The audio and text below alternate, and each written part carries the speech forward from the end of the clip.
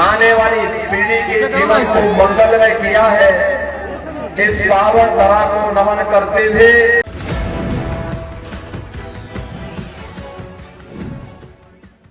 खबर बलिया जनपद के मनियर से है, जहां पर मनियर इंटर कॉलेज के मैदान में सलेमपुर से भाजपा प्रत्याशी रविंदर कुशवाहा के पक्ष में जनसभा को संबोधित किया। मुख्यमंत्री योगी आदित्यनाथ ने कहा कि देश में 5 चरण का चुनाव हो चुका है, 6ठा चरण हो रहा है। 4 जून को जब नतीजे आएंगे तो दिल्ली के सिंहासन पर कोई राम भगत ही बैठा मिलेगा। 400 पार के नारे को सुनकर सपा और कांग्रेस के नेताओं को चक्कर आने लगता है, क्योंकि दोनों मिलकर भी 400 सीटों पर चुनाव नहीं लड़ रहे हैं। लोकसभा चुनाव का नतीजा आने के बाद गठबंधन का बिखराव तय है। कहा कि कश्मीर से लेकर कन्याकुमारी तक, असम के कामरूप से लेकर सिर्फ एक ही स्वर गूंज रहा है, जो राम को लाए हैं हम उनको लाएंगे। बलिया लोकसभा सीट से भाजपा प्रत्याशी नीरज शेखर के पक्ष में बाबा लक्ष्मण दास द्वारा राष्ट्रीय इंटर कॉलेज के मैदान में चुनावी सभा को संबोधित करते हुए मुख्यमंत्री ने कहा कि बलिया पहचान के अभाव में नहीं है, यहाँ के लोग जागरूक हैं। इस देश का 1947 में धर्म के आधार पर विभाजन हो चुका है।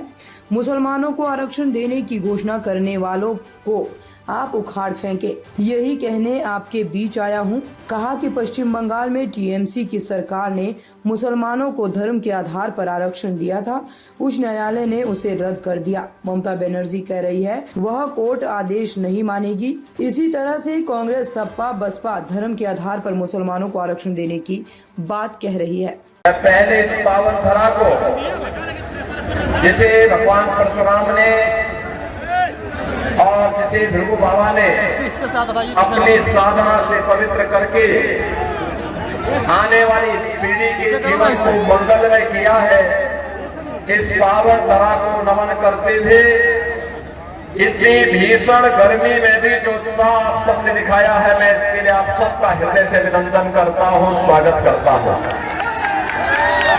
बहनों और भाइयों, लोकसभा चुनाव ये 5 चरण हो चुके हैं। आज 6ठे चरण का मतदान हो रहा है और चुनाव मतदान का रुझान बताता है, पूरे देश के अंदर जो उत्साह है, जो उमंग है, वह बताता है कि 4 जून को जब परिणाम आएंगे तो फिर एक बार मोदी सरकार, फिर एक बार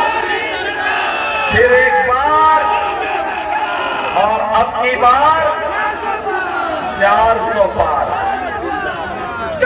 400 पार की जब हम बात करते हैं तो समाजवादी पार्टी और कांग्रेस के गठबंधन को चक्कर आने लगता है, वे घबरा जाते हैं, चारों खाने चित्त हो जाते हैं।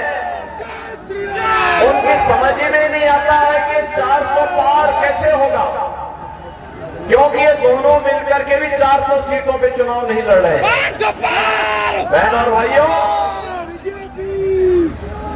जनता जनार्दन इसका जवाब भी देती है और उसका जवाब देती है कि जो राम को लाए हैं,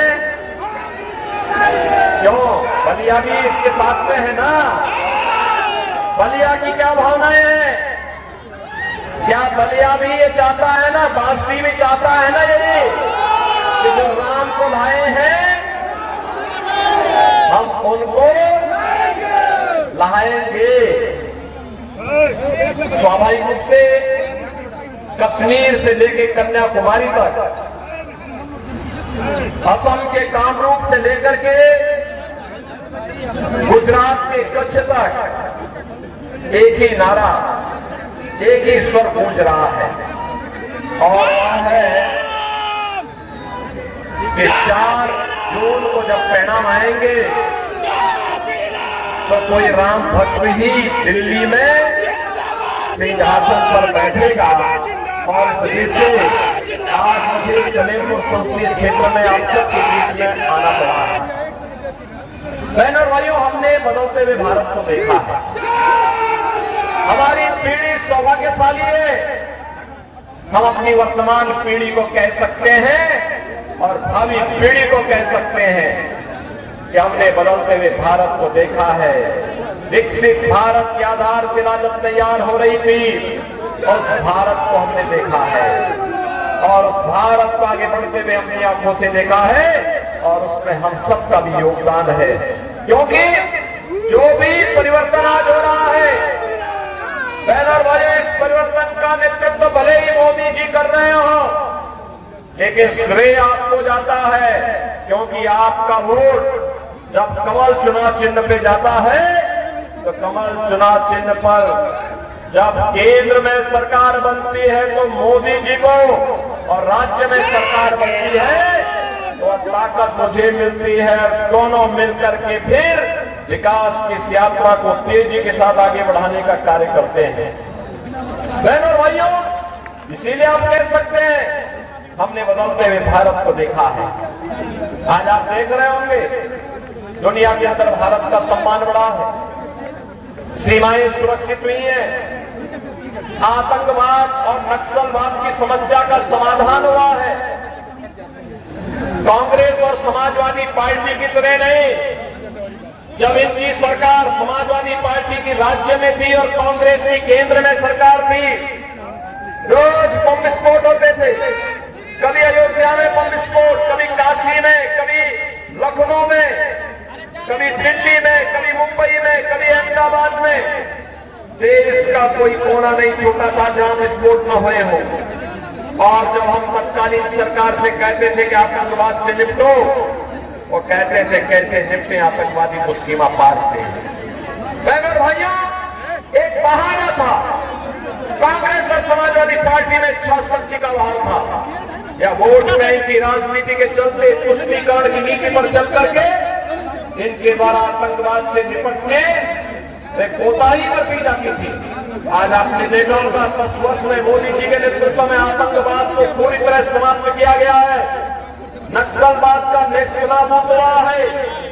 और अब तो जोर से पटाखा फट जाए ना तो पाकिस्तान सफाई देता है कि साहब मेरा हाथ नहीं है, क्योंकि इसे मालूम है ये नया भारत है और नया भारत छेड़ता नहीं है, लेकिन अगर कोई छेड़ेगा तो उसको छोड़ता भी नहीं है। बहनों भाइयों, इस नए भारत में विकास की जो यात्रा प्रारंभ की है वह अद्भुत है, दुनिया के लिए आश्चर्य करने वाला है। 2 लेन, 4 लेन, 6 लेन, 12 लेन के हाईवे बन रहे हैं, एक्सप्रेस हाईवे बन रहे हैं, एयरपोर्ट बन रहे हैं, एम्स बन रहे हैं, IIT, IIM, ट्रेन की नई नई सुविधाएं, कहीं वंदे भारत ट्रेन, कहीं अमृत भारत ट्रेन और कहीं पर नमो भारत ट्रेन के रूप में दुनिया की बेहतरीन मॉडल ट्रेन की आज भारत स्वयं ही अपने यहाँ उसका प्रोडक्शन भी करता है और जनता जनार्दन की यातायात के लिए उपलब्ध करवाता है। हर घर नल के माध्यम से हर घर तक पाइप पेयजल की स्कीम और नल में शुद्ध पानी उपलब्ध करा करके लोगों को आरोग्यता की ओर अग्रसर किया जा रहा है। गरीबों के लिए भी ढेर सारी योजनाएं 10 वर्ष में आपने देखी होंगी। ताज़ा खबरों से जुड़े रहने के लिए हमारे चैनल को सब्सक्राइब करें और बेल आइकन को दबाना ना भूलें, ताकि हर खबर की नोटिफिकेशन आपको मिलती रहे।